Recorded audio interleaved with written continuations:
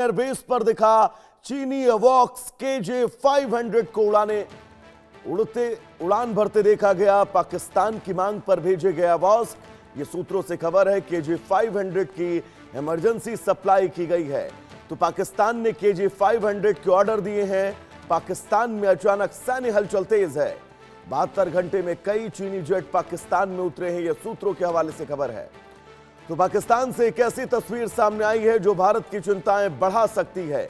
Operation सिंदूर 2.0 की चर्चाओं के बीच रावलपिंडी के नूर खान एयरबेस से चीन में बने airborne early warning and control विमान को उड़ान भरते देखा गया।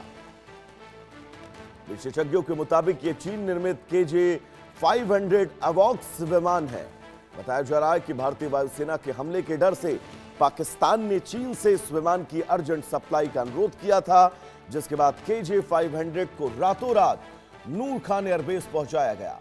KJ-500 एक अत्यंत शक्तिशाली विमान है जो हवा में उड़ते हुए कमांड सेंटर की तरह काम करता है। यह लंबी दूरी से ही दुश्मन के लड़ाकू विमानों, मिसाइलों और ड्रोन जैसी गतिविधियों का पता लगाने तथा उन्हें ट्रैक करने में सहायता करता है।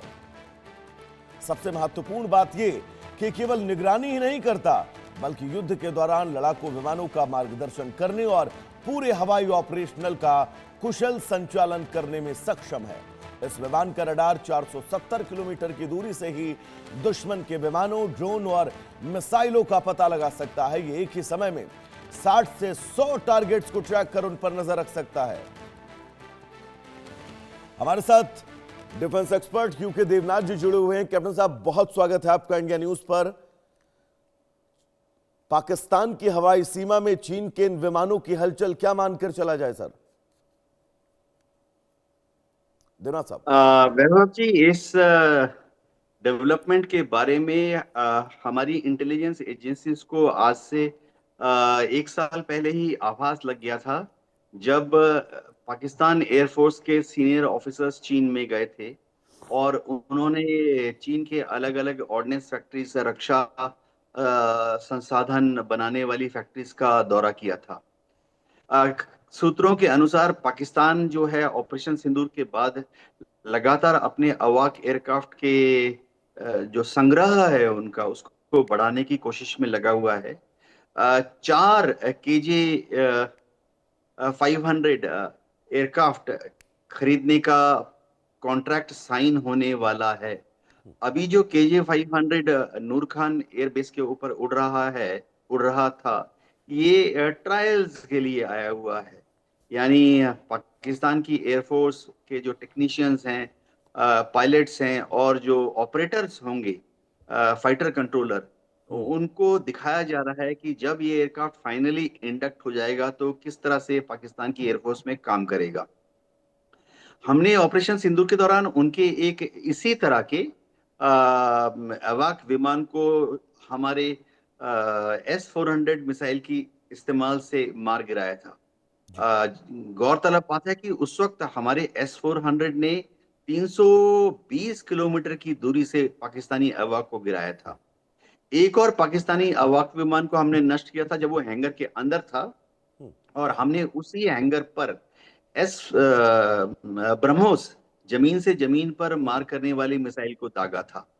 तो पाकिस्तान की एयरफोर्स को मालूम है कि अगर भविष्य में फिर से भारत सिंदूर 2 या सिंदूर 3 को अंजाम देता है तो उनको इलेक्ट्रॉनिक वॉरफेयर एयरक्राफ्ट चाहिए। जी। और बिल्कुल बहुत महत्वपूर्ण तस्वीर हम लगातार अपने दर्शकों को भी दिखा रहे हैं। रावलपिंडी में KJ-500 देखा गया है। चीन ने जंगी विमान भेज दिया है। ये बड़ी तस्वीरें दो आप सबकी टेलीविजन स्क्रीन पर, और इन तस्वीरों के जरिए आप ये समझिए कि पाकिस्तान कितना डरा हुआ है और अब इन तमाम तैयारियों को अंजाम देता हुआ नजर आ रहा है। लेकिन जैसा कि हमारे साथ ग्रुप कैप्टन यूके देवनाथ जी जुड़े हुए हैं, वो जानकारी भी दे रहे हैं कि हमारे S-400 डिफेंस सिस्टम ने ऐसे ही एक अवाक को ऑपरेशन सिंदूर के दरमियान मार गिराया था। तो कैप्टन साहब, ये मानकर चला जाए कि तैयारियां चाहे जितनी कर लीजिए, जब आमना सामना होगा तब आपको पता चल जाए कि आपकी क्षमता है क्या असल में। हाँ, देखो, युद्ध के लिए हर देश तैयार करता है। शांति काल में भी युद्ध की तैयारियां होती रहती हैं। तो पाकिस्तान की एयरफोर्स जो है हमेशा इलेक्ट्रॉनिक वॉरफेयर के ऊपर ज्यादा ध्यान देती रही है।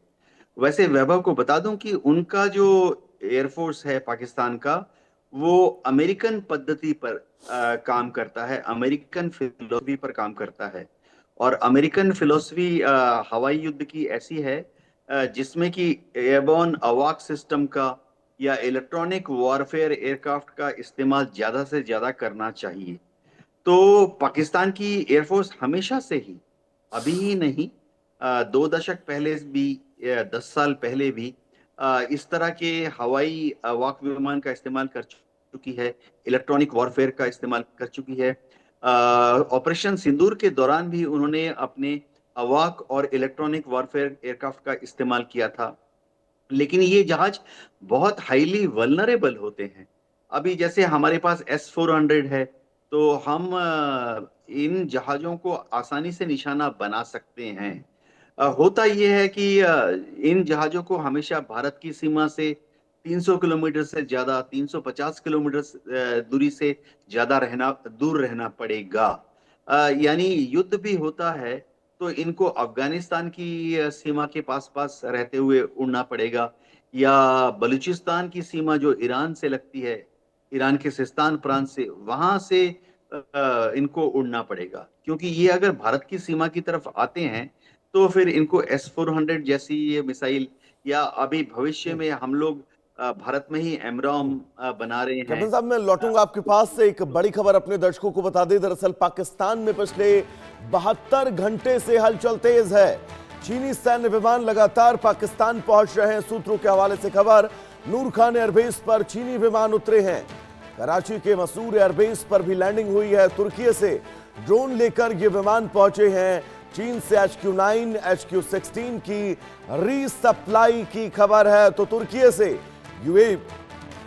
यूएवी और ड्रोन मिलने की चर्चाएं बहुत तेज हैं। तो क्या पाकिस्तान अब किसी नई रणनीति की तैयारी कर रहा है, और क्या उसे भनक लग गई हो ऑपरेशन सिंदूर 2.0 की?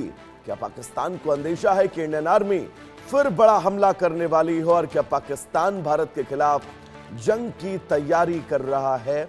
यह सवाल इसलिए क्योंकि पिछले 72 घंटे से पाकिस्तान में सैन्य हलचल तेज है। चीन और तुर्की से सैन्य विमान लगातार सप्लाई लेकर पाकिस्तान में लैंड कर रहे हैं।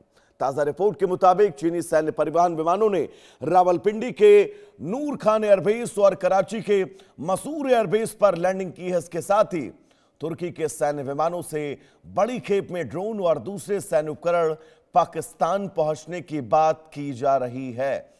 कैप्टन साहब, बड़ी खेप है जो ये पाकिस्तान पहुंच रही है, न सिर्फ चीन से। अब खबर यह है कि तुर्की से भी बड़ी मात्रा में ड्रोन मिसाइल जो हैं वो पाकिस्तान के सरजमी पर लैंड कराई जा रही हैं, पहुंचाई जा रही हैं।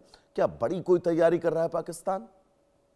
हाँ वैभव, जहां तक तुर्की की बात है, पाकिस्तान ने आज से 2 साल पहले ही तुर्की से बड़ी तादाद में ड्रोन, अलग अलग तरह के ड्रोन, छोटे मझोले बड़े ड्रोन खरीदे।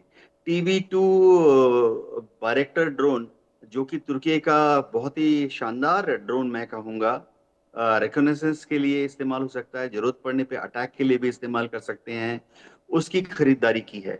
ये जो खेप अभी आ रही है, ये दूसरी खेप आ रही है। इसके पहले भी जहां जहां पाकिस्तान की एयरफोर्स ने TB2 बायरेक्टर ड्रोन को डिप्लॉय किया, हमारी जो सैटेलाइट्स हैं उन एयरबेसेस पर नजर रखी हुई है।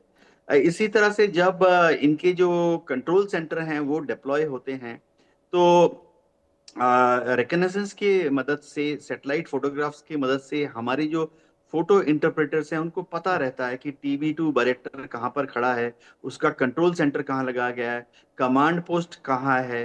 वैभव, मैं बता देता हूँ, हमें तो ये भी पता होता है कि उस कमांडर का नाम क्या है, जी। जो कि उस कमांड पोस्ट में बैठकर इनको डायरेक्ट कर रहा होता है।